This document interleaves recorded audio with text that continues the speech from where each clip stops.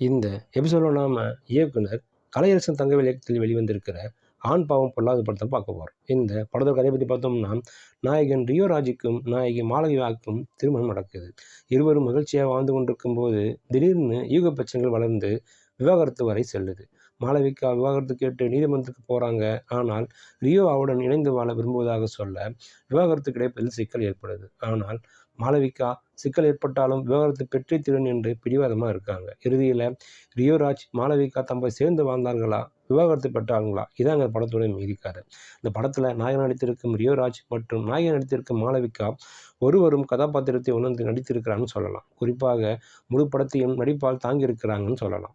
இருவருக்கும் தினந்தோறும் ஏற்படும் சிறு சிறு சண்டைகள் அனைத்தும் தற்போதைய காலகட்ட தம்பதிகள் கடந்து போகும் சம்பவங்கள் என்பதால் பார்வையாளர்களை கைத்தட்டி விசிலடித்து ரசிக்க முடியுது. வழக்கறிஞர்களாக நடித்திருக்கும் விக்னேஷ்காந்த், ஷீலா இவர் நடிப்பு படத்திற்கு பெரிய பலன்னு சொல்லலாம். சித்துக்குமாரின் இசையில் பால் அனைத்தும் தாளம் போட வைத்திருக்கு பின்னணி இசையில் கவர்ந்திருக்கிறான்னு சொல்லலாம். ஒளிப்பதிவாளர் மாதேஷ் மாணிக்கத்தின் கேமரா திரைக்கதை ஓட்டத்திற்கு பெரிதும் உதவி இருக்குன்னு சொல்லலாம்.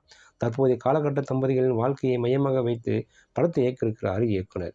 இருவரும் இடையே ஈகோ, அதனால் ஏற்படும் விளைவுகளை கலகலப்பாக சொல்லி சிந்திக்கவும் வைத்திருக்கிறார். படத்தில் இடம்பெறும் காட்சிகள் அனைத்தும் தற்போதைய காலகட்டத்திற்கு ஏற்றதாக மட்டுமின்றி அனைவரது குடும்பத்திலும் நடப்பவைகளாக உருவாக்கியிருப்பது படத்திற்கு பெரிய பலன்னு சொல்லலாம்.